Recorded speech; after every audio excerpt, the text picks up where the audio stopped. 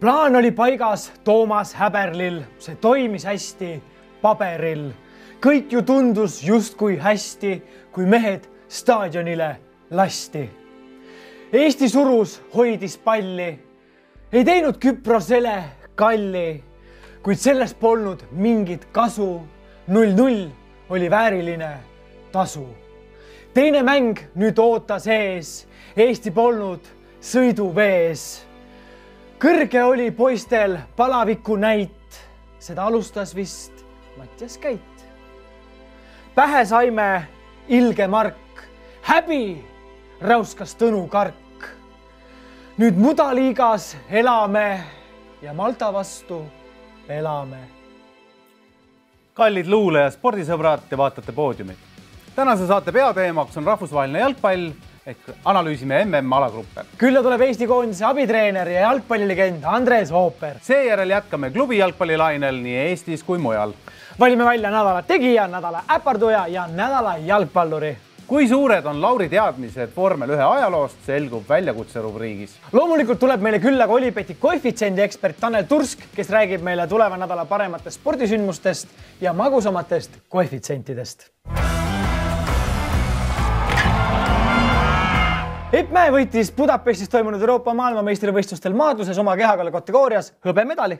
Mis jääb kõigest 1 koha võrra allapoole eelmise aasta tulemusest. Pole paha. Pole üldse paha, aga mis on nagu siin see kõige suurem mure on see, et olümpiamängudelt tahetakse maadlus eemale jätta. Pole huvitav. Pole huvitav. Ja mina mõtlesin, et põnevuse mõttes võiks ju Matile muda natukene lisada ja kehad õliseks ja asendada siis maadluskostüüm nagu bikiinidega ja meil oleks juba ju kindlasti vaatajaid juures. Ja naisõiguslased karjuksid ja nõuaksid sinu vallandamist tänaselt ametikohalt ja kõik muud jutud. Aga Epu juurde tagasi tulles, mis oli veel tore ja vahva, oli see, et kui ma mälu mind ei peta, siis veerandfinaalis vastane kartis seda nii väga, et hakkas tal eest ära jooksma Matil. Mats peatati ja Epu lenti võit kätte, nii et võimas naine sepp meil. No näed, juba on atraktiivsem. Ja. FIBA tuli lõpuks ometi mõistusele ja peatas Venemaa kossukoondise osalemise MM-il. No mis me sellest arvame? Kas nad olid viimane suur alaliit, kes sellise otsuse tegi ja miks? Ja ma arvan, et nad ei oleks seda otsust isegi teinud, kui Itaalia koondis poleks otsustanud. Et äkki keegi näeb. Et äkki, niimoodi äkki saab sõda läbi või midagi või keegi pane tähele, et me siin ka oleme. Patsutame palli ja laseme venelased MM-ile. Ja, ma saan aru, et raha mängib nagu elus rolli, aga kuulge, mingisugused printsiibid ja väärikus võiks ikkagi olla. Ja itaallased näitasid, et neil seda on, ütlesid, et me lihtsalt ei mängi Venemaaga. Palun, tulge, tehke, korraldage, aga me ei mängi. Ja tõenäoliselt poleks keegi mänginud, nii et asi lihtne ja ütleme siis FIBA ikkagi on ära teeninud väikese aplausi. Üksid negatiivse. Skandaal Riia Dünamo üle jätkub ja liiguvad kuulujutud, et kolivad Moskvasse, et mängid edasi KHL-is. Mis valu see nüüd on? Ja üllatus, üks suur osanikest Riia Dünamos on nimelt Areti International Group, kelle siis tegevjuhiks on Igor Makarovin. Ja Igor Makarovin tuuom üks Moskva miis, kes arvas, et kui ei saa mängida Läti lipu all nii-öelda, siis võiks sats kolida Moskvasse ja tegutseda seal edasi. Ja siis saab KHL-is mängida. No see on ju kõige olulisem. Ühesõnaga, raha. Ja, aga minu soovitus siis vabanegi kiiresti härra Igor Makarovinist lätlased ja kolige Tallinnasse. Siis te saate jogeritega moodustada ühe suure toreda niisuguse perekondliku liiga. Jah, saavad mängida Soome liigas siis näiteks. No ma ei tea, Välk või Panterid võivad ju ka ühineda. Jaa, absoluutselt, see on väga kiiduväärt mõte Margusel. Eestlaste jaoks varakult lõppenud Miami tenniseturniir jõudis ka otsale ja naistes võitis Iga Swiatek. Üllatus! Ega igaüks seda turniiri ikka ei võida. Iga Swiatek ei võida. Aga meestest? Ja meestest võitis Carlos Alcaraz, kes on noor mängija ja ütleme, sellel mehel tasub silma peal hoida. Hakkab tulema. Ta võitis siis Kasper Ruudi. Norrakat, jah, kes on vist maailma 6. raket või ta oli 6. asetusega turniiril. Anyways, ja keda võitis Swiatek? Osakat. Mis tähendab, et Osaka on tagasi. No, kes ei mäleta, siis Osakaga juhtus selline asi, et publiku seast keegi hüüdis talle Melbourne'i turniiril, et sa imed, you suck. Ja selle peale Osaka pani raketikotti ja kõndis koju, ütles, tema rohkem tennist ei mängi. 5 kuud ei siis mänginud, oli väga kurb ja läks psühholoogi juurde. Psühholoog ütles, mängi ikka, sul tuleb hästi välja, et ära nüüd kohe loobu. Reketid nurka viska. Ja siis tuli nüüd tagasi. Aga ütles, et võttis mõtlemisaega, mõtles 5 kuud tuli tagasi ja näed, teine koht. Nii et siit on ju hea edasi minna. Palju õnne talle.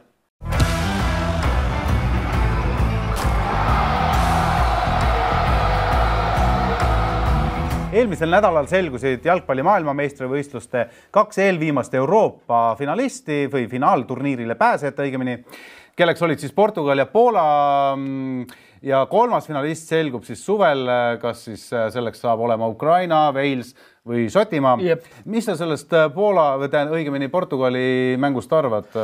Mäng jäi siis lõpuks 2-0, Bruno Fernandes lõi mõlemad väravad ja eelmine nädal õrnalt puudutasime ka seda mängu ja eks me tegelikult aimasime ette ära, et Portugal on lihtsalt niivõrd stabiilse kvaliteediga sats, et ta võtab nagu oma ära, et jah, et Põhja-Makedoonia näitab hambaid, näitaski natukene hambaid, aga selle kvaliteedi ja taseme vastu ikkagi täna Põhja-Makedoonial, neil oleks vaja on mingi 300% õnnestumist, et see mäng ära võtta ja Portugal välja lülitada, et tugevam võttis oma.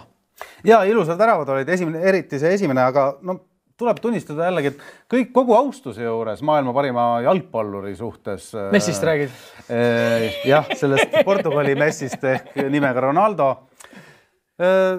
Kaua võib käsi laiutada, See kui ära kukuvad küll. See, et sa ei viitsi nagu tagasi osta, okei, ma saan aru, sul oled juba pensionär ka on ju jalgpalli mõttes, aga iga asja peale nagu hädaldada, et vanasti talle tõesti peksti seda kossi ka kõvasti, aga praegu on keegi jookseb valelt poolt mööda ja keegi söödab kuhugi nagu mitte temale. Kohe on, ei ole ilus. Niimoodi ei saa jalgpalli mängida. Ja teine põnev mäng, mis toimus, oli siis Rootsi ja Poola, mille Poola võitis 2-0. Kui vaadata mängu statistikale otsa, siis oleks justkui pidanud võitma Rootsi, lõid rohkem peale, said rohkem raami, vallasid rohkem palli, söötsid palli rohkem, kõik justkui, ütleme süke statistika paberil rääkis, et seis oleks pidanud olema teistpidi 2-0. Kui nüüd nagu seda algset paberit vaadates üsna võrdsed võistkonnad ikkagi, aga statistika, aga ütleme, tavaliselt selle kasuks räägibki, kes on nii-öelda taga rollis, kelleks Rootsi oli. Mind nagu, tegelikult oli kahju nagu sellest, et see teine värav Olsen nagu oleks pidanud vastu tulema, aga ta ei tulnud ja kuidagi see täiesti aru saamata. Minu arust oli see natukene selle väravavahi kapsaaeda see läheb. Eelmise nädala reedel valiti ka MM-i alagrupid ära ja mängude järjekord. Me nüüd teame, kes kellega vastamisi läheb ja mida me nüüd oodata saame. Ilmselt kõige rohkem skandaali põhjustas ikkagi alagrupp E, kus omavahel vastamisi lähevad Hispaania, Saksamaa ja siis seal on ka veel Jaapan ja siis Costa Rica, Uus-Meremaa mängust selgub ka veel siis viimane grupis osaleja. Mis sind šokeeris loosimise juures? Vaatasid sa laivis seda? Ja ma vaatasin laivis, see oli väga põnev. Loomulikult. Oh my god, siin on generatsiooni vahe. Ma vaatasin just, et mida nad venitavad nagu nii kaua, lihtsalt nagu miks see peab nii kaua käima. Miks see võiks olla võetakse nuppu ja siis kõik on paiga, siis vaadatakse hoonajad sellised tegelased, et see mulle väga meeldib, kui tulevad sellised mingisugused staarid nagu Kofu või mingid, antud juhul, kes seal oli Brasiiliast? Kafu oli üks kas oli Kafu või oligi Kafu, ja ta alati nõerat. Ja nii rõõmus oli neid palja tõsta. Ja siis mulle meeldib ka see, et nagu tehakse kõik see traditsiooniline loosimine läbi, kuigi me teame, eks ole, esimene ring on kõik juba nagu paigas, lähevad nagu esimesse, eks ole, ikka võtame selle kuuli, selles mõttes oli väga tore, et ma ütleks, et ja selle E-grupi kohta, et palju õnne Costa Ricale või Uus-Meremaale. Tõenäoliselt saab see olema muidugi Costa Rica, aga jalgpall on ümmargune. Aga vaatame korraks üle A-grupp, Katar, Ecuador, Senegal, Holland. Siin on ilmselt Holland läheb sirge seljaga maksimumpunktidega edasi. Hollandil räigelt vedas. Katar, Ecuador, Senegal. Ma ei tea, Ecuador võib-olla suudab sõrad vastu ajada. Ükski Aafrika klubi minu arust pole, kas üldse on kunagi alagrupist edasi saanud, et see... Need ajad, me räägime siis 2000-ndate algus ja 90-ndate lõpp, ehk siis vist oli 2002 MM-il, siis kui Senegal tegelikult võitis ka Prantsusmaad, nii et ütleme, et siin on olnud siukseid aegu. aga täna ei ole see Senegal ja ei ole üldse Aafrika koondised need, kes nad olid kunagi 2000 algus, mis tähendab, et Hollandil saab siin olema walk in the park, nagu öeldakse soome keeles ja Kataril saab ilmselt olema saun. Soome saun. Aga vaatame B-gruppi, Inglismaa, Iraan, USA ja siis Ukraina, Wales, Šotimaa, sealt siis selgub meile suvel vastane. Ütleme, Inglismaal tegelikult ka jällegi suhteliselt nagu... favoriidid, selge see. USA on väga tugev. Iraan on tegelikult veel küsimärgi all. Nimelt Iraan ei lubanud 2000 naist, kes olid endale ostnud mänguks pileti, ei lasknud staadionile ja nüüd FIFA arutleb ja menetleb, võib-olla visatakse välja MM-ilt ja kui nad visatakse välja, siis saab nende asemel FIFA top rankingus kõrgemal kohal olev meeskond, kelleks täna on Itaalia 6. Ehk siis Itaalial mingisugune õhkõrn lootus veel on, aga ütleme, kui Itaalia siia poti sisse visatakse, siis tekib minu arust sellest surmagrupp, sest et Ukraina, Wales, Šotimaa, kõik on väga tugevad. Inglismaa on tugev, USA on üllatusvõimeline ja pane siia Itaalia juurde, siis peale õhkõrn. Ma kõigepealt ütleks, Iraan, grow up. Kõigepealt hoiame Qurani ja jalgpalli lahus, nii nagu me teeme seda Pärnus. Aga mis puudutab tegelikult Iraani väljaannetes, politiseeritakse natuke sporti ja seal ikkagi nagu hõõrutakse käsi kokku. Nad on väga õnnelikud, et nad saavad mängida oma vaenlaste, ameeriklaste ja inglaste vastu. Nii et selles mõttes on siin põhimõtteline vastasseis. Nii et see play-offi, nagu kui siit play-offis satuks veel edasi Ukraina, siis oleks nagu totaalne selline huvitav poliitkalagrupp, ütleks. Aga Iraan on mänginud ju hästi, ta on isegi Portugali võitnud, see oli, kas oli 86. aasta külm talv. Ei, minu arust oli see Saksa MM, aga olgu. Vaatame järgmist alagruppi, kus on Argentiina, Saudi Araabia, Mehhiko ja Poola, mis on päris võrdne. Nagu päris võrdne. Saudi Araabia võib-olla kukub ansamblist välja, aga Mehhiko, Poola ma võib-olla paneks isegi suht ühele nagu joonele. Ja... Ma ütleks, et Saudi Araabia on juba kukkunud poolel teel mäest alla praegu. Ja ma ütleks, et Mehhikol on teatav võimalus siiski Poolat võita. Ei, seda küll, Aga Argentiina selge favoriit ja siin on T-grupis Prantsusmaa, Taani, Tuneesia ja siis selgub ka seal Peruu, Araabia Ühendemiraadid ja Austraalia vahel viimane edasipääse ja Prantsusmaa kindlalt favoriit, Taani kindlalt võiks öelda isegi, et teisene edasi ja Tuneesia ja siis see 3. punt peavad omavahel mõdistama hakkama. Siin on sellest nagu interkontinentaalse play-offi võitjast isegi natuke kahju, et ütleme, et Taanit alagrupis on väga raske võita. Prantsusmaaga on niimoodi, et kui neil juhtub olema selline päev, nagu oli 2010 Lõuna-Aafrikas, siis on nägemist. Siis nad võivad kõik mängid kaotada. Ja seal on 2 varianti. Kas pannakse kõigile 5-0 ära või peale alagrupi koju. Nii et, aga Tuneesia on must lammas. E-alagrupist põgusalt juba rääkisime, Hispaania, Saksamaa, Jaapan, Costa Rica, F-alagrupp, Belgia, Kanada, Marokko, Horvaatia.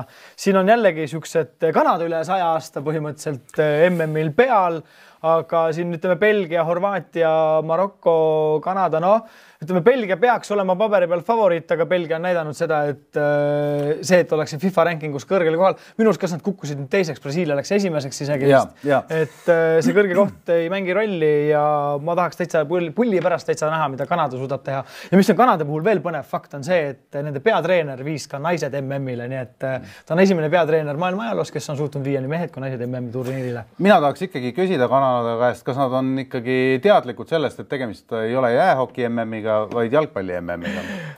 See vajaks nagu kinnitust. Ja Horvaatia puhul on meil põnev ju ka see, et neil on toimumas verevahetus, nii et näeme, kuidas siis vanad häbuvad ja noored peale tulevad. Aga see ei tähenda, et me ei näe seal Modricit või Rakititsit enam ei ole. Rakititsit me ei näe tõenäoliselt, seda küll. Aga G-grupp... Aga Perissitsit me võime veel näha. Nii, G-grupp. G-grupp, Brasiilia, Serbia, Sveits, Kamerun. Brasiilia ilmselgelt peaks olema favoriit. Mina julgeks öelda teisena Sveits, 3. Serbia, 4. Kamerun. Kuidas sinu tunnetus selle grupiga? Brasiilia on jällegi samamoodi võib igasuguseid imesid korda saata nagu Prantsusmaagi. Aga tõenäoliselt on nad siiski siit alagrupist edasi minemas kindlalt. Serbia ja Šveits on üsna võrdsed satsid. 50-60, aga ma kuidagi tunnen, et nagu Šveits võib olla nagu ühtlasema kvaliteediga, et neil on nagu mängijaid kõrgel tasemel natuke rohkem kui Serbial. Jah, aga Serbial on Vlahovic, kes tegi palju pahandust Portugalis. Portugal pidi läbi selle kadalipu nüüd minema, et saada üldse MM-ile. Õnneks said ja järgmises grupis nad on. Koos Ghana, Uruguay ja Lõuna-Koreaga. Minu arust see on üks nagu huvitav grupp. See on väga süke... Lõuna-Korea, see on ju... 2002 ju näitasid, see on ju taekwondo jalgpall on ju. Seal nagu võib igasugust asja. Peaga mängi, aga jalaga hüve hästi. No, ja seal, jah. Standardid ei ole trump, ütleme nii. Ja Uruguay, no võib-olla ei ole nagu jällegi päris see Uruguay, mis nad olid 2010 Lõuna-Afrikas. Aga ütleme nüüd, et ikkagi seal ikkagi nagu Suarezed ja poisid ikkagi tahavad ju nagu tõestada, ma arvan, veel ennast. Viimased turniiritel ka. Suarez kindlasti tahaks tõestada, aga ta on juba pensionär ja nüüd ta on muidugi nädalavahetusel lõi 2 tükki ära, jah. No, üks oli Pennal, eks ole. Ja... No, see on värav. see on värav. Aga me oleme nüüd korraks ka suured šarlatanid, kui me vaatame kogu seda kompotti, neid mitmeid riike, mis meil siin paberi peal kirjas on, siis kes läheb jõuludele vastu maailmameistrina? No ma pakuks, et 4 seas võiksid olla nii Portugal, Brasiilia, Inglismaa ja Argentiina. Sa ütled Prantsusmaa, Hispaania, Belgia, Holland ja Saksamaa. Saksamaa, need ei jõua kuhugi. Nad jõuavad kuhugi. Nad jõuavad bussi peale. Kes võidab? Lennukiga lendavad kohe kõik seda muidugi, aga kes võidab? Pigistame selle su käest ikkagi välja. Argentiina. No vaatame. Mina arvan, et Brasiilia kord on taas kord.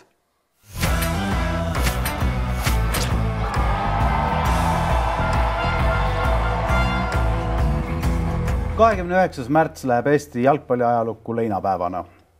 Kahjuks tuli meil vastu võtta kaotus Küprose vastu ning seda mängu oleme siia palunud meile stuudiosse kommenteerima Eesti jalgpallikoondise abitreeneri, Eesti kõigi aegade parima väravaküti Andres Ooperi. Tere tulemast! Tänan! No, kuidas sa esimese emotsioonina kõigepealt selle mängu kokku võtaksid? Jah, ühe sõnaga on kindlasti väga raske seda kokku võtta, et kahjuks nii läks, et seekord oli nendest 2 mängust oli Küpros parem.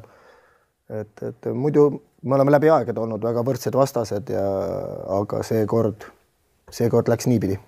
Kas me võime põhjuseid otsida ka sealt nii-öelda puudustest, et meil olid vist siin ikkagi keskväli natukene hõredam kui tavaliselt? Jah, et ütleme, eks me oleme ka mõelnud ja arutanud ja ütleme, see treenerite koosolek alles tuleb meil, kus me võtame selle asja kõik kokku, aga ei taha nagu vabandusi leida, aga kindlasti neid, nagu sa ütlesid, põhjuseid, et põhjuseid olid mitmeid kindlasti. Haigus oli meil sees, räsis kõiki mängijaid ja treenereid ja ütleme, jah, võib-olla siin oli, et ühel oli hooaja keskpaik või isegi hooaja lõpupoole juba, meil oli hooaja algus, et neid põhjuseid on päris palju. Sorgava lauega alustanudki veel. No, ongi, et selliseid väikseid asju, mis lõpuks läksid suureks, võib-olla jah, neid oli oma jagu. Aga see võib ka mõjutada, et ütleme eelmine aasta, kui meil väga hästi Häberlial hakkas minema, tegelikult paremad pojad mängisid ju Eesti liigas, olid Zappinenid, Anierid, kõik olid Eesti liigas, kuidagi oli nagu see võib-olla kambavaim parem, et nüüd on mööda maailma poisid laiali läinud, kõik need lendamised, lennuväsimused, et kas seal võib olla ka mingisugune nagu väike faktor, mis paneb oma jälje? Kindlasti, ütleme just sinna olekski võinud minna, et kui eelmine hooaeg oli tegelikult väga hea, ei saa öelda, aga oli hea. Ja me tänu sellele läksid ikkagi seal üle 10 üleminek oli see talv jaanuaris, mis nagu näitab seda eelmise hea hooaja nagu sellist, võiks olla jätku, aga jah, kõik ei mängi oma satsides võib-olla. Samas jäi meil kõrvale Märten Kuus, kes väga oluline, Hein oli väga oluline. Teises mängus jäi Käit oma haigusega, kes ka väga oluline, ka välismaal. Miller ja Poom. Ja siis Millerid, Poomid olid siin väljas, et kui sa võtad niimoodi kokku, siis nagu oli see mänguni jõudmine oli ebaõnn natukene. Aga jah, see jaanuari üleminekud nagu näitasid, et me oleme õigel teel tegelikult. Et väga kahju, et meil läks see nii, et me jah, nagu me ütlesime, võtame seda alles kokku, mis need siis kõik sinna viisid. Endal, suure jalgpalli eksperdina loomulikult tekkis see küsimus, et kui nüüd teisel poolajal meie õnneks siis võeti ära, tähendab anti siis punane kaart Küprose mehele ja see võib siin vaielda, kas oli õiglane või ebaõiglane, aga ikkagi nagu tekkis nagu selline soodne olukord meie jaoks, et kuidas nüüd äkki nagu sellest olukorrast hoopis nagu selline ebaõnn johtus. Jah, see oli mõnes mõttes kingitus tõesti, et võib-olla kohtunik nagu reageeriski liiga kiirelt, isegi ei teadnud, et teisel on juba kollane all. Aga kohe kahjuks selle asemel, et võtta asja nagu rahulikult hakata sealt nüüd see 1-0 nii-öelda või viigistama mängu, saime me hoopis 2-0 endale taha. No see oli väike Kreida väike personaalne eksimus, ütleme niimoodi, et jah, selle vastu ei olegi kaistud, et me olime just palli saanud, olime laiali läinud ja kaotasime siis oma 16 kastist palli, et sellise asja vastu nagu on raske midagi nagu teha, et see on isiklik eksimus, ta teab seda, ega tema elab seda võib-olla veel rohkem üle. Aga jah, ütleme, sealt edasi hakkas selline tagaajamine, mis kahjuks meil vilja ei toonud väga, et meil jäi teravusest puudu. Nüüd see ongi, et miks meil jäi teravusest puudu, nagu on juba läbi käinud, ei tulnud meil nurgalööke, peale lööke oli vähe, tsenderdusi oli vähe, et selline see viimase kolmandiku teravus oli meil natukene, hästi öeldud, natukene kehva. Aga kuidas oli pärast mängu meeleolu riietusruumis? No ikka masendav ja ikka kõik olid pead norus ja surmameele oli seal muidugi, et vaikus oli. Ütleme, midagi natuke ikka loomulikult räägiti, aga... Sõimata ei olnud keegi? Otseselt sõimata seda ma ei kuulnud jah, et ega ma ka kogu aeg seal ei olnud, aga jah, et ei olnud ka õige aeg võib-olla, et küll me, peatreener võtab ja on juba rääkinud nii mängijatega, et see, ma arvan jah, ega see sõimamine ei oleks kuhugi enam viinud, mis see seal peale mängu seal, et kõik need asjad või... Ikka Fergusonina putsaga vastu näkku ja sellist asja meil ei olnud, et ütleme, et kõik teadsid ise, mis oli juhtunud juba ja et... Aga kui nagu suur tragöödia nüüd, ütleme, meedias on puhutud nagu tohutuks suureks see Mudaliiga tragöödia, et ega me teame, et me ei ole ju Siberisse saadetud, et me nüüd sealt enam minema ei saa, et kas on nagu nüüd tõesti see Mudaliiga nagu nii suur tragöödia või... No ütleme... Kui raske sealt välja saada on? Jah, see on nüüd küsimus, eks ma olen ka lugenud. Läti on seal olnud ja ei olegi väga kergelt see sealt välja saanud, et nüüd on meil Malta ja siis San Marino on ju. Mõlemad on võidetavad loomulikult, aga loomulikult oli ka Küpros võidetav. Lihtsalt jah, õige ajastus võib-olla ei olnud see kord, et nagu ma ütlesin, võib-olla teatud olukordades nüüd Küpros mängis meid ikkagi üle. Aga jah. Ei, ma ei usu, et see tuleb nagu kerge, aga kindlasti on need mõlemad vastased võidetavad ja sealt me alustame nüüd seda teed. Et kui me võtame, et miks me sinna kukkusime, siis see on ju kõige selle eelmise asja vili, et me oleksime juba mitu korda pidanud seal olema otseselt, et me kui esimene kord oli meie grupis seal Soome, Kreeka ja Ungari, siis kõik olid tegelikult väga napikad küll kaotused, aga me jäime sinna pidama. Siis järgmine mäng olid juba minu arust nagu võrdsemad vastased, aga ikka ei suutnud me võita. Ja nüüd siis selle kogu asja nagu lõpp oli see, et ikkagi me ei suutnud Küprose vastu enamat. Ma mõtlen ise jalgpallifännina, et muidugi kurb, et me kukkusime Mudaliigasse, aga nüüd, kus ma tean, et meil tuleb vastu San Marino ja Malta, saame lõpuks võitma. Siis mul on natuke nagu hea meel ka, et nagu kas me hakkame nägema mingi, et tuleb mingi 3-0 ja mingid süksed. See ongi see kõige hullem mõtlemine, et nüüd me lähme ja võidame ja paneme, et ega kõik oskavad juba jalgpalli mängida ja nüüd ongi natuke võib-olla teistsugune, kui me oleme harjunud pigem kaitsest lähtuvalt ja minna kiiretesse üleminekutesse, siis nüüd olemegi sellises olukorras, kus ka Küpros andis meile väga palju ruumi. Me ei ole väga paljudes mängudes omanud 60% palli ja nagu ütleme, et ja nüüd me peame hakkama seda mängu tegema, meie peame initsiatiivi endale võtma. Kindlasti kodumängudes keegi ei taha tulla ja vaadata, et me ei lööks need 3 väravat, nagu sa siin ütled, et eks see on meile ka uus väljakutse. Aga kas on juba mõtteid ka selle koha pealt, et teha koondises mingisuguseid vangerdusi, et mingitele poistele öelda, et oli tore, praegu siin sinu koondise karjäär lõpeb, võtame peale uued poisid, Junovid, Jürgensonid, Jürgens või mis ta selle poisi Oliveri nimi on. Äkki mõni läheb ise ära. Ja, et võtta nagu kusagilt alt mingit värsketterit peale või teha mingit sükest raputuskoondisele? No... Me oleme teinud ju piisavalt, et on toodud ju noori mängijaid ja Paskotši on siin, kes lõi ukse jalaga lahti ja kinnitas ennast tegelikult ja on nüüd vaata väga hästi põhisse nagu saanud ja et ikka mängija peab ise sinna nagu nõudma, ega ei ole nii, et me anname sulle niimoodi. Võib-olla mõnele noorele peaks andma rohkem krediiti võib-olla, aga pigem sa pead ise lööma selle ukse lahti ja siis andma endast parima. Ja nagu sa ütlesid ärakukkumiste kohta, eks siin peab mängija ise tundma, ma arvaks. Et kas ta suudab koondise eest mängida. Et ma ei näe seda, et miks praegu peaks mõni vanake eest ära nagu ise astuma. Pigem võiks see noor tulla ja tahta seda kohta. Öelda Kostjale, et mine nüüd puhka natuke, tuleb aasta pärast jälle tagasi. Ja võt on ju, et Kostja on meil ikkagi väga tähtis lüli ja ikkagi kapten meie satsis. Arusaadav.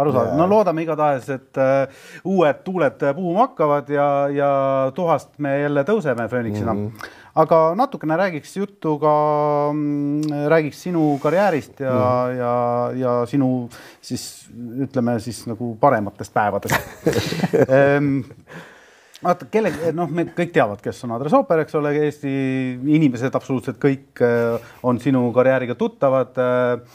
Võib-olla natuke vähem teatakse sinu klubi karjäärist, millest ma tahaks rääkida. Sa oled vist mänginud Hollandis, Taanis, Venemaal, kus veel? Hiinas. Hiinas ka, jah. Mis oligi minu esimene küsimus, et kuidas seda, mina sellest Hiina perioodist nagu midagi ei tea, et milline see Hiina jalgpallikultuur üldse on? Kuidas sinna sattusid ja mis seal toimus?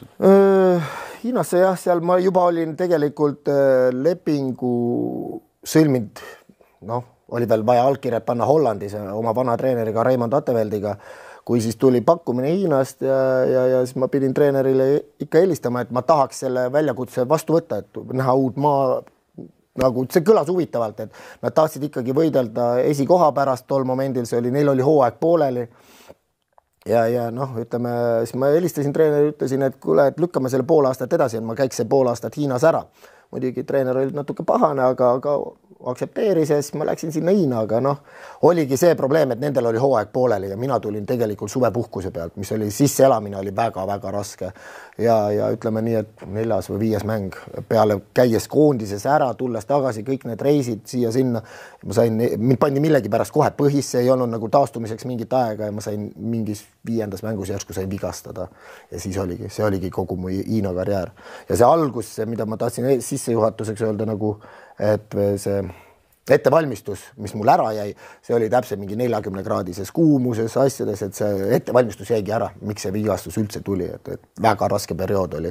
Ja kahju muidugi, oleks tahtnud küll seal nagu väravaid lüüa ja võib-olla jääda isegi kauemaks.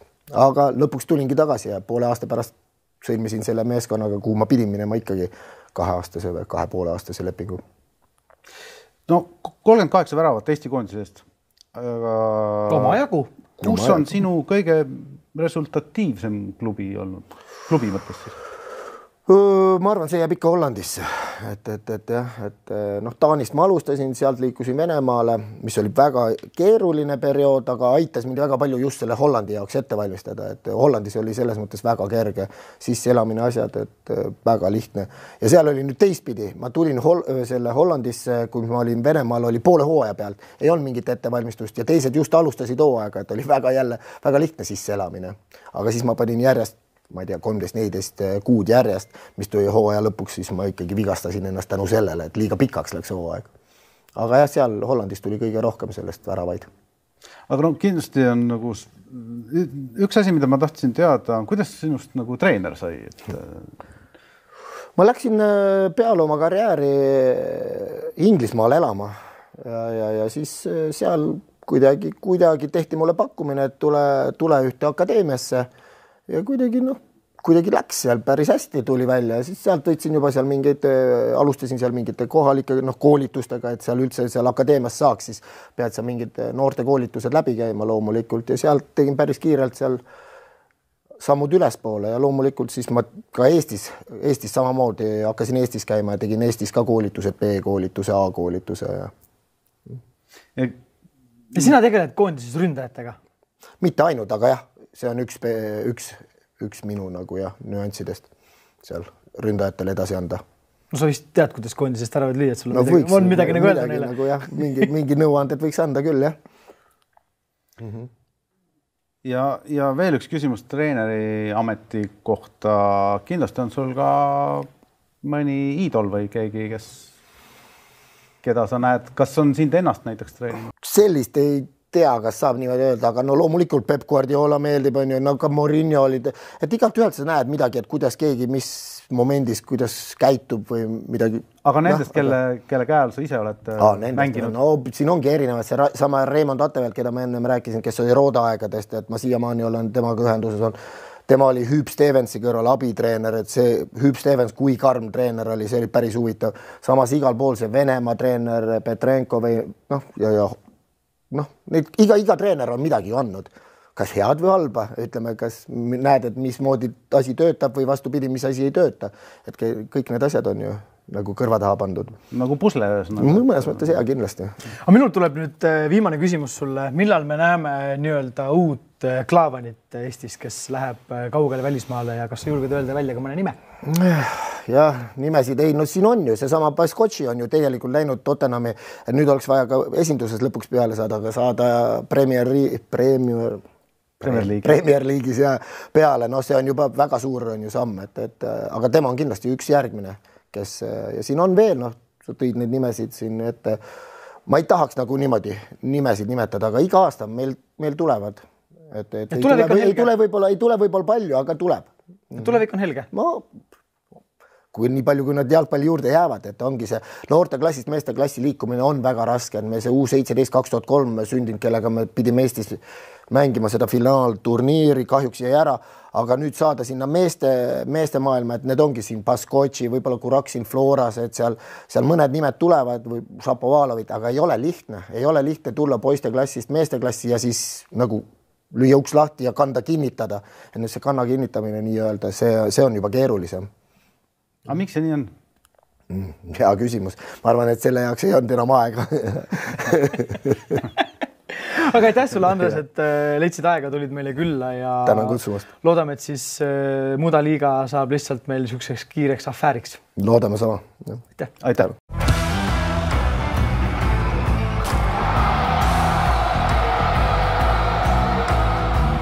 Eesti klubi jalgpalli mängiti möödunud nädalal lausa 3 päeval, reede, laupäev, pühapäev ja põnevaid mänge jagus igale maitsele. Mis sulle kõige rohkem silma jäi? Jah, 5. voor oli ja mis siin salata, ilmselt kõigile Eesti jalgpallisõpradele jäi kõige rohkem silma Kuressaare Pärnu mäng, mille Kure võitis 3-2 ja teenis punktid ja tõusis ju lausa 5. tabelis, nii et Kurel on hea hoog käsil ja materdavad hästi ja tegelikult Paide Kalevi mäng oli ka kena, seda mängu ma vaatasin ka. Kalev täitsa näitas, et oskavad mängida küll. Ja oskavad mängida ja täitsa nagu ambaid näitasid ja nagu... Kahjuks see muidugi skooris ei kajast. No jah, ei suutnud ära lüüa, aga ma imestan, et nad nagu pole seasta nagu ühtegi punkti põhimõtteliselt endale, no mitte põhimõtteliselt, polegi ühtegi punkti kirja saanud, et Kalev nagu näitas head mängu, ilusat mängu ja oli tore ja teise nagu poole silmaga vaatasin ka Flora Transi, mille siis Flora võitis 1-0 ja Flora jätkab täiseduga 15 punkti, 5 mängu, 5 võitu, suhteliselt siuke lihtne matemaatika neil. Trans on näidanud nüüd, et nad oskavad mängida. No teisel poole ajal hakkasid ikkagi nõudma nagu, sest ütleme, Floral oli õnne, et Trans ära ei kolistanud neile, et Trans ikkagi nagu teisel poole ajal näitas nagu väga-väga head mängu ja see lõi ikkagi Flora nagu mingi mis nüüd toimub, et lõi korraks nagu rivist välja. Aga mul tore oli nagu selles mõttes vaadata, et Talliku ja Poom ja kõik keskväli Floral on ilusti hakanud tööle, et tegelikult see hooaja esimesed mängud olid niisugused väga rabedad sellega võrreldes. No meil läks ju, Floral läks ju tipuründaja ka, Sappi läks ju minema. No Sappi läks ära, jah. Lõi väikse nagu augu sisse. Ma ütlengi, et Talliku on nagu hakanud seda kohta, jah, sest ta juba pöörab samamoodi ja lööb kaugelt ja täitsa võimalik. Võib vist öelda tema kohta juba vanameister, aga põhimõtteliselt teised mänguskoorid olid siis Kalev, Paide 3-0, Leegion, Kalju 2-4, Levadia, Tammeka 4-0, Flora, Trans 1-0 ja Kure, Pärnu 3-2. Ja tabeliseis on siis Flora juhib, Levadia 2, Kalju 3, Paide, Kure, Trans, Tammeka, Vaprus, Kalev ja Leegion. Ja ennustus ka väike, kas Leegion jõuab plusspunktidesse see hooaeg? Kindlasti jõuab, jah, kindlasti. Aga lähme Euroopasse. Suurtest Euroopa liigadest võtame esimesena ette Inglise liiga. Nädalavahetusel toimus mänge igale maitsele ja võib-olla kõige šokeerivam mäng, millest me esimesena rääkida tahame, on Chelsea Brentford. Maailma parim jalgpalliklubi Chelsea sai Taani klubi käest 1-4 haledalt tappa. Ma ei taha üldse ette kujutadagi, mis seal peatreeneri peas toimub, et see on ikka kohutav. Aga kas see Abramovitsi nagu taandumine, kogu see tants selle ümber võis tõmmata natukene ka kuidagi Chelsea't nagu rütmist välja? No, ma ei tea, eelmises mängus see kuidagi ei kajastunud. Ma pigem ütleks, et see Brentfordi tegelikult hea, ütleme, tõusev vorm on võib-olla põhjuseks, sest ütleme, et Chelsea't ikkagi kodus nagu lüüa ja sellise skooriga veel. No muidugi see skoor ei olegi enam oluline, sest pärast 1-1 hakkas Chelsea ikkagi nagu suruma, püüdma seda võitu nagu ära võtta. No ja 2-1, siis ei ole enam vahet, kas sa kaotad 4-1 või 2-1. Nii et selles mõttes lihtsalt oli, ma ei tea, millest see puudu jäi siis. Et ütleme, et motivatsioonist äkki? No see Rüdigeri värav selle eest oli muidugi maasikas, 50 meetri pealt umbes vana kütab, sa oled kaitsemängija, eks ole, ja tead, et sa lähed Barcelonasse suvel, on ju. Võib-olla. Võib-olla. Jah, kõlakad käivad. Kristjansoni jahitakse ka Chelsea'st veel. Ja, aga see oli piinlik kaotus ikkagi. Ja teine võib-olla piinlik situatsioon, saaga ja häbi jätkub Manchester Unitediga, suutsid Leicesteriga 1-1 viiki mängida ja sattus Instagramis mulle nädalavahetusel ette siis võrdlus Solskjaeri ja uue peatreeneri võidu protsendi vahel ja seal on põhimõtteliselt ainult õhk ja juuksekarv, et kas nüüd Solskjaeri vallandamine õigustas ennast, võib-olla meeskonna moraalile midagi kusagilt tegi, aga üldiselt ikkagi seis on nukker ja City võitis Burnley't mugavalt 2-0, Liverpool Watfordi 2-0 ja rääkides sellest peatreenerist Rannikist, et tegelikult üldse mingi ametnik edasi tagasi ja siis jutud käivad, et selge see, et suvel ta läheb ära, aga ta ei lähe ära. Ta jääb nõunikuks. Mida ta seal, millist nõuda hakkab andma? No muidugi nagu see männu treeneri saaga on üldse nagu see, et kõik suured treenerid, kellel seda kohta pakutud on kõik on ei öelnud põhimõtteliselt, et viimane, kes ei ütles, oli Luis Enrique, kes ütles, et ei, ma nagu tahan ikka nagu MM-ile minna. Ma tahaks nagu päris meeskonda. Jah, tahaks nagu mitte mingi kommertsklubiga tegeleda, aga mis on nagu põnev, on tabeliseis Premis.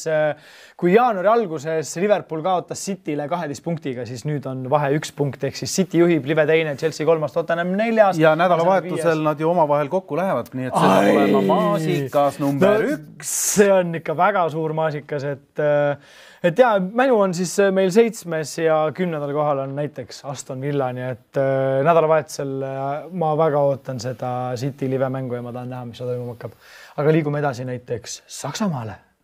Kiire pilk Bundesliga tabelile ja mängudele ka, kus Bayern München võttis oma kohustusliku võidu, nad mängisid Freiburgiga 1-4. Freiburg ju vahepeal lausa juhtis liiga tabelit, nüüdseks on langenud 5. Aga Borussia Dortmund piinlikust jälle kui palju. Siuke pakk Leipziga käest 1-4, Haaland mängis kodus Haaland mängis, publik oli staadionil kõik jutud ja ei suudetud. Täie kollasest müürist mindi läbi nagu sulavõist. Ja väga hästi mängiti, Leipzig mängis väga-väga hästi ja ega siin polegi rohkem väga pikalt sellest liigast rääkida. Bayern juhib, Dortmund 2, Leverkusen 3, Leipzig 4, Freiburg 5 ja vaatame edasi järgmised liigad.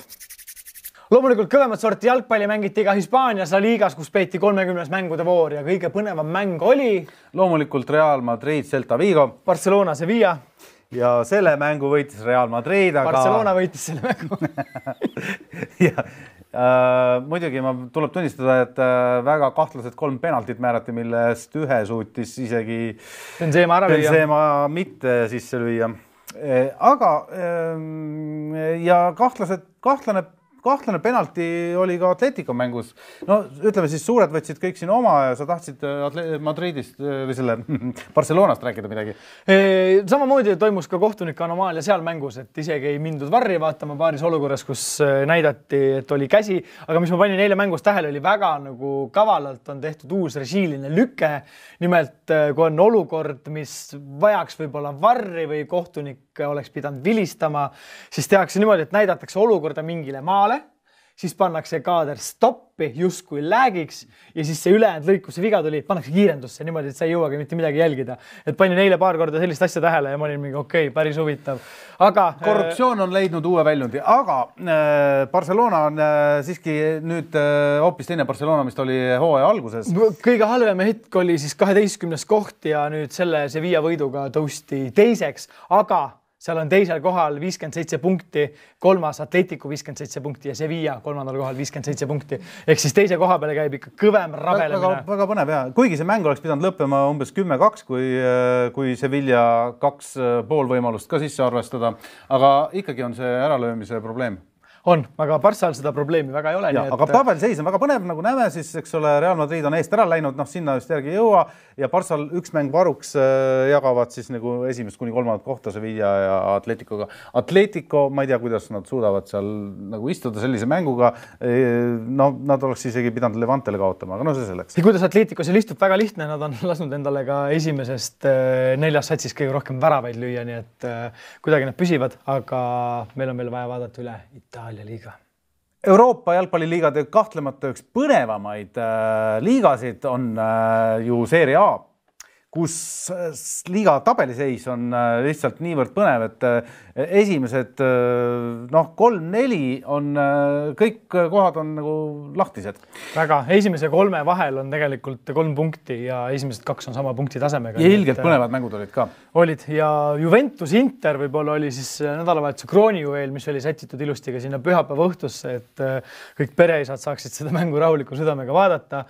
Ja Inter võitis selle mängu 1-0 ja see oli oluline mäng ka selle koha pealt, et Inter on tabelis 3, Juve 4 ja Inter säilitas oma positsiooni. Jah, Inter absoluutselt mitte millegagi ei olnud seda võitu ära teeninud, tuleb tunnistada. Absoluutselt, Juve oleks pidanud selle mängu võitma 5-6-0.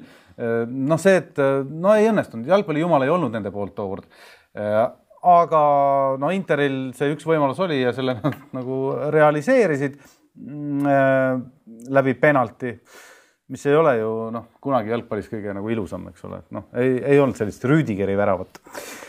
Põnev oli ka võib-olla see veel, et Fiorentina on taaskord jalgu alla saamas ja Empolile tehti 1-0 säru ja nüüd proovitakse siis ronida sealt alt 8. kohalt taaskord ülesse poole Euroopasse, et vaatame, kuidas neil selle asjaga läheb. Ja väga kahtlaselt määrati penalti Atalanta ja Napoli mängus, mille Napoli võitis 3-1, jah. Ja see esimene värav sai nagu saatuslikuks, et siis oli, tavaliselt nii on. See hakkas pead veerema, jah? Siis hakkas pead veerema. Nii palju juttu see nädal jalgpallist, nagu juba vaikselt mainisime, siis järgmine nädal on tulemas põnevad lahingud nii Euroopa meistrite liiga kui ka kodustes liigades.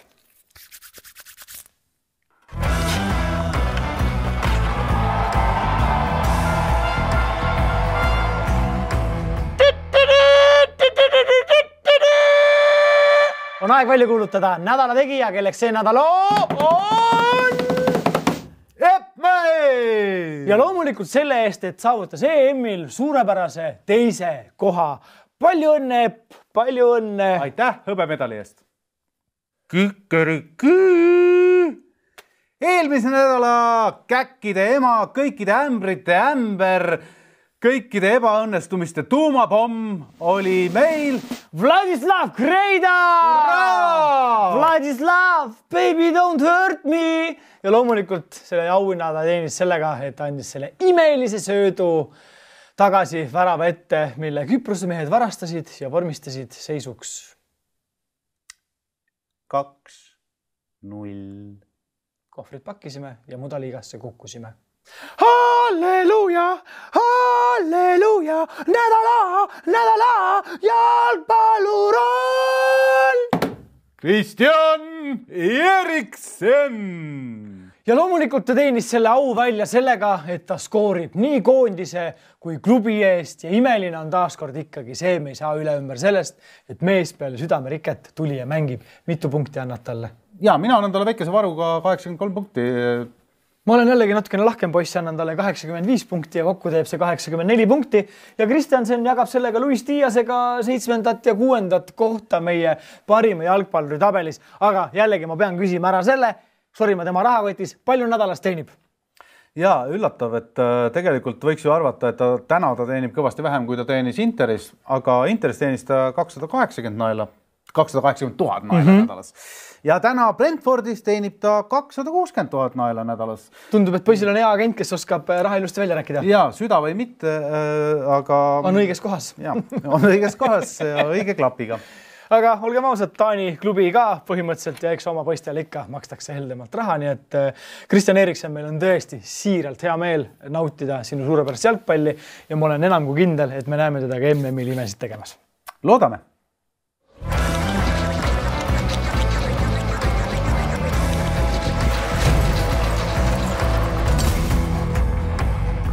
Käes on poodiumi saate kõige harivam osa.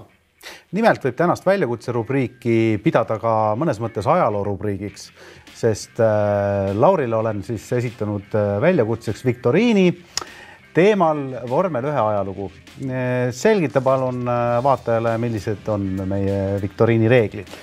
Kuna meie Margusega mõlemad oleme suured habemekandjad, siis tänase mängu kaotaja peab ajama maha oma habeme. Kuidas me selgitame välja kaotaja? Väga lihtne.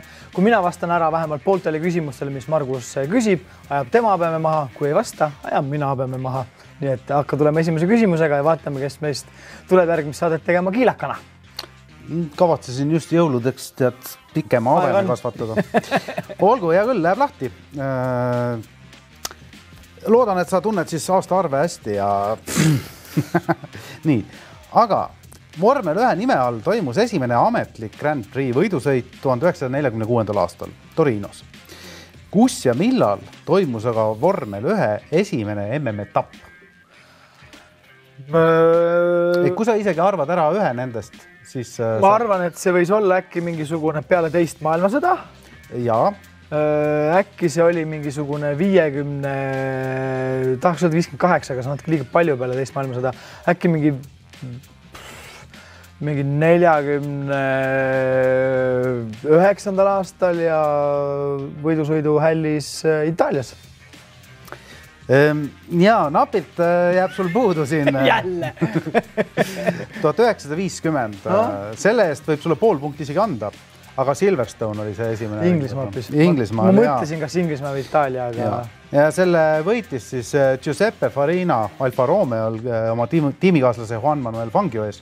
Kes on absoluutne legend F1-s. Kes on absoluutne legend, kes peale seda 4 aastat järjest võitis ja kokku võitis 5 MM-tiitlit ning selle ju lõi alles Schumacher üle 2003. aastal oma 6. tiitli võitis. Selline lugu. Järgmine küsimus. 1968. aastal kus ma peaks teadma seda? Hakati kasutama vormel 1 autodel tubakafirmade värve või lausa nimesid, nagu reklaamina. Teadaks või? Kanston tiim oli üks esimesi, kes seda laadi sponsorlust vormeli maailmale tutvustas sel aastal. Camel.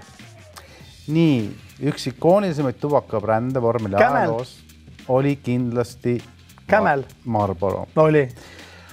Mis aastast ja milliselt autolt pärineb esimene Marlboro reklaam? Võin sulle vihjeks öelda, et viimane oli Ferraril 2008. Viimane oli Ferrari, ja seda ma mäletan. Aga ma mäletan, et Marlborod minu arust olid kunagi ka McLarenitel peal ja valgetel autodel ajalooanaalidest, mäletan. Ma võin sulle ühe vihje veel anda, et see oli isegi enne veel siin igasuguseid McLareneid. Meie arvamisi või? See oli selline tiim nagu BRM ehk British Racing Motor. Paneme siis äkki mingisugune 74. Jälle nii lähedal. Ei, selles mõttes ma tuleb au anda, mina poleks isegi ligi lähedale saanud, aga 72. Argentina GP. Kogu aeg on mul see juuksekarv vahel. Ma isegi ei teadnud, et Argentina GP olemas on. Oli kunagi. Oli kunagi, jah. No võt, jaa, olid lähedal. No ütleme siit jällegi nuke pool punkti pigistab. Mul 1 punkt on käes 2. Ütleme, et punkt on käes, jah. Nii. Siis ühel hetkel hakkasid F1 autode kiirused minema juba päris pööraseks. Me teame, et BMW saavutas isegi 1300 hobujõudu Itaalia Grand Prix'l kunagi. Ja siis otsustas FIA, et asi tuleb kontrolli alla saada, keeras üldse turbomootorid ära. Mis aastal see juhtus, millal turbomootorid keelustati? Äkki mingisugune BMW oli F1-s. Jumal hoidku, ma ei mäletagi süksta, ei mäletan ikka. Oota, BMW, kas see oli nüüd see nüüdisaegne BMW või? See oli nüüd... See, kus Asmer oli testisõitja? Ei. Varasem mingisugune. No aga siis see oli äkki mingisugune taaskord, mingisugune äkki 80 aastal. nii, siit punkti ei tule, ega ka poolt, ega ka veerandit mitte. Nii. Aga ei, no selles mõttes, et dekaad oli õige. 1989 oli see. Okay. 1. mai 1994 läheb vormeli ajalukku igavuseks kui leinapäev. No see oli kurb sündmus, mida kõik teame, ilmselt ainult millest jutt. Ja Senna ja üks vend oli veel. San Marino Grand Prix just nimelt kaotas Senna auto siis Tamburello kurvis juhitavuse. Keda ta taga ajas? Ta tegelikult oli liidri positsioonil. Aga ta Schumacheri ajas taga. Schumacher oli täpselt tema selja taga. Schumacheriga võitles ühesõnaga. Ja, Schumacheriga võitles ja Schumacher ajas teda taga. Ja tõepoolest Senna eelmisel päeval siis kvalifikatsioonisõidul hukkus ka Austria piloot Roland Ratzenberger ka siis tehnilise vea tõttu. Aga tegelikult ei tahtnud üldse sellest rääkida, vaid see oli nagu nii-öelda sissejuhatuseks Ayrton Sennale. Küsimus on hoopis see, et mitu tiitlit Ayrton Senna lõpuks kokku võitis? 3 või 4. See on 3 või 4. Oota, Prost, 4. 3.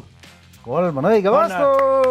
Vaata, Prostil oli minu arust 4, et ta sai 3 tiitlit. Nii, mul on 3 punkti või? Ei, 2 punkti. 2 punkti on sul kindlasti. Ja, 2 punkti 4 küsimusest. Aga nüüd lühemad küsimused. Nii, Michael Schumacher tegi oma F1 debüüdi 91. aastal Belgia GPL. Millises tiimis? Jordan. Siin on punkt. Siin on punkt. Ja Eddie Jordan oli väga vihane, et Briatore ta tuimalt üle ostis. See oli skandaal. See oli skandaal, sellest kirjutati palju. Nii, aga läheme edasi Schumacheriga, sest legendiga on ju tegemist. Schumacher võitis 94. aastal Benettoniga oma esimese MM-tiitli. Seejärel võitis ühe veel Benettoniga ja 5 Ferrariga. Mis aastal ja kes ning mis tiimiga vormeli kuningas peatati? Ehk siis kes võitis sel aastal, kui katkes siis Schumacheri võiduseeria? No tahaks öelda McLareni Häkkinen, aga ma pean natuke mõtlema. Sest et ta läks Ferrarisse, 96. Nii. Ja ta hakkas 2000-ndatel hakkas võitma alles Ferrariga tiitleid. Ferrariga küll, jah. Ja vahepeal seal olid ju mingisugused Villeneuvid, Hillid, äkki Häkkinen asjad jäid ka sinna. Kes see? Alonso ja Renault. Oli on ja. Jaa. Mul hakkab juba siis...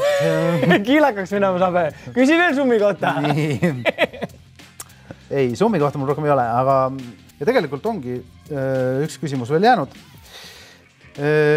Kui Luigi Faglio on vanim piloot, kes võitnud F1 etapi kunagi... Max Verstappen on kõige noorem. Küsimus tegelikult on teistsugune, aga seda on ka hea teada. F1 etapi 51. aastal Prantsuse GP võitnud Alfa Romeol. Kui vana ta oli? No ta oli vana. Ütleme, siin on võitnud mingi 36. Ma arvan, äkki ta oli 42. Kujuta ette, 53. Okei. No ma juba praegu ei istuks, ma juba kardiga sõidan. Ma oleks 20-selt jooksu juba istunud need. No jah, seda ka, aga jah, 53 aastaselt. No, kui sa 53 aastaselt nagu males midagi võidad, see on nagu okei. Tavaline on ju, aga F1 on ikka rets. No täna me räägime 40-aastasest Räikkönenist, et jube vana mees oli. No muidugi, kui Faglio sõitis, siis olid nagu sellised sardellid, tead küll peenikestel ratastel.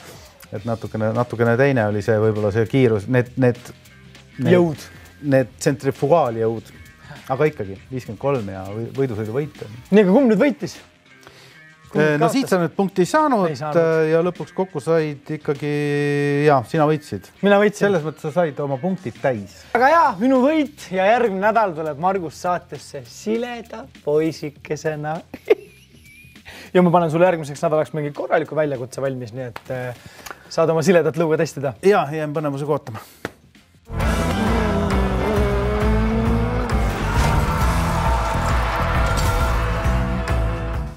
Aeg täna taas sealmaal, et vaadata üle, mis toimub tuleval nädalal ja mis koefitsendid nende sündmustega kaasas käivad. Loomulikult külas on meil Olipeti koefitsiendi ekspert Tanel Tursk. Tere, Tanel jälle!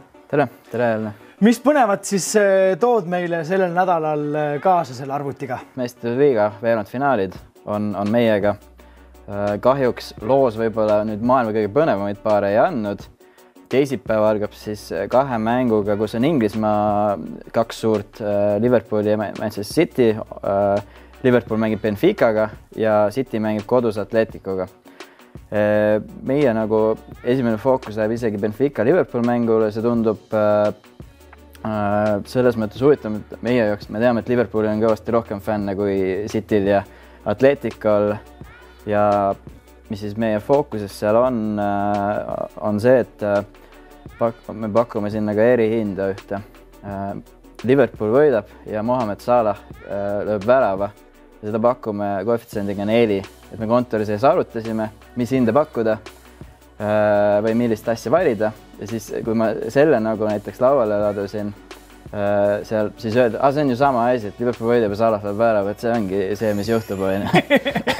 Et siis seda saada hinnaga 4-kordse tagasimaksega.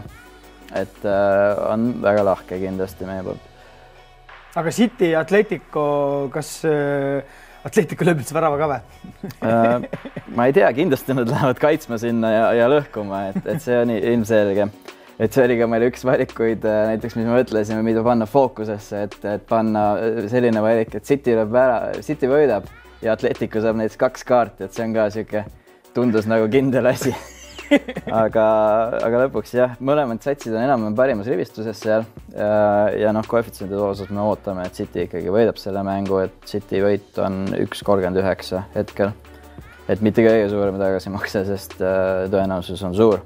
Ja Liverpoolil on tegelikult samamoodi, et Benfica vastu umbes 1.41.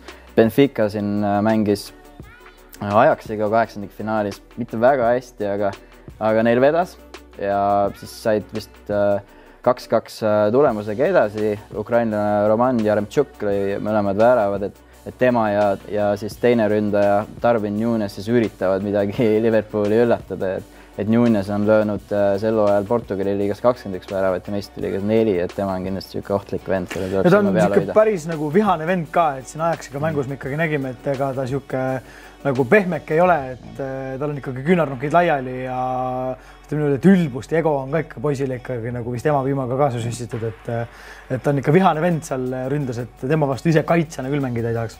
Ehe Uruguay ründaja, nagu ka Cavani, nagu ka Suarez. Ambad kõrri, kui mööda ei saa. Need mehed lähevad pensionile nüüd siin viimaseid aastaid teevad, tuleb uus põlvkond asemele. Aga mida veel põnevat, kas Euroopa liigas ka miskit on silma jäänud teile? Tuleks tagasi Meistrite liiga juurde, et vist kõige parem mäng paberi peal on Chelsea Real Madrid. Tõsi. Et see tundub kõige tasavägisem paar kõigist nendest. Kuigi Chelsea nädalavahetusel sai normaalselt tappa. Jah, et neil oli enne seda väike võiduseeria olnud, aga väga lihtsate vastastega peamiselt. Mängiti karikamänge, mängiti kodus Newcastlitega. Ja nüüd tuli Brentford, tuli Christian Eriksen ja tegi neile tuule alla. Kodus 1-4, see oli ikka valus. Uskumatu. Ja samal ajal siis Real, kelle viimase aja vorm on natukene vähem veenev olnud, kuigi PSG lülitati nüüd välja, huvitav, mis saab. Chelsea vastu vana Chelsea vend Eden Hazard on puudu, Isco on puudu ja Luka Jovic on puudu. Peil ka või? Jah, Peil mängib golfi kuskil hetkel, ilmselt. Aga need ei ole suured kaod. Jah, et Real on juba harjunud ilma nendeta mängima tegelikult, et põhimehed on juba teised. Aga eks näis, mis seal saab, et Benzema on kindlasti heas vormis. Aga jah, Chelsea'd saab huvitav näha, kes neil üldse rünnakul alustavad, et seal ei ole selgeid liidrit tegelikult välja kujunenud. Lukaku on küll kõige rohkem väravaid löönud, aga temaga päris rahul ei olda ja ta nutab, et tahab Itaaliasse tagasi saada pidevalt. Aga Havertz on ju tegelikult... Viimasel mängu näiteks Havertz on see ikkagi põhiründaja praegu. Jah, et Havertz on löönud 11 väravat ja Lukaku on vist 12 peale hetkel, aga Havertz on annab sööte ka aeg-ajalt. Werner on ka päris palju mänguaega saanud, aga ta ei löö väravaid. Ta on siuke Saksa Morata. Jah, ma pigem usun, et Lukaku alustab koos Havertziga võib-olla kuidagi midagi nad teevad nii kodus. Suur ja väike. Ja. Suur, tugev ja kiire, pisike. Ja siis mis teine mäng on veel Villarreal Bayern, Tulles tagasi Chelsea Real Madridi mängu juurde, et siis hinnang on enam-vähem võrdne satsidele, aga Chelsea on ikkagi favoriidi seisuses. Et noh, arvame, et veidi alla 50% võimalus, et Chelsea võidab, et kui nemad võidab, me anname, siis maksame raha veel 2,1 kordselt ja kui Real peaks võitma, siis selle koefitsient on 3,8 hetkel. Mis on tegelikult väga loogiline isegi, et see Real ära susistab sellest, et Chelsea on ju viimasel ajal ongi, et kuidagi ei ole seda nagu mojot enam, et lammutada. Särtsu ei ole jah, Brentfordist on ju kõvem sats natukene ilmselt. No täpselt. Jah. Ja viimane mäng on Villarreal Bayern, kus Bayern on ka selge favoriidi seisus, kuigi Villarrealil nähakse väikest sükust üllatuspotentsiaali. Aga Hispaania liigast ta koliseb ikkagi allapoole kõvasti, et... Ja siin ikka väga hõredaks jäävad need võidud seal Villarreali ridades. Ja. Aga mis veel põnevat on tulemas? Kui jääda veel jalgpalli juurde, siis kõige põnevam mäng väljaspool meistriliigat on võib-olla toimumas siis nädalavahetusel Premier League'is. Et seal on punkt lahutab liidreid, Manchester City on 73 peal, kui ma ei eksi, ja Liverpool on 72 peal. Ja nädalavahetusel on mängud omavahel Manchesteris, et saab olema väga-väga lahing, nende eelmine omavaheline mäng oli 2-2. Liverpool on natukene rohkem sundseisus, City jääb seal viigiga rahule, ilmselt Liverpool peab võitma. Ja seal on hetkeseis on selline, et me näeme Cityt ikkagi favoriid tugevama meeskonnana. Nende võidu koefitsient on 2,12 esmaspäevase seisuga. Liverpooli võidu koef on 3,38. Liverpoolil pole sellist koefi ammu olnud. Ainult Cityga mängides on neil selline koef. Jah, tuletame meelde, et need panused on siis esmaspäevase seisuga.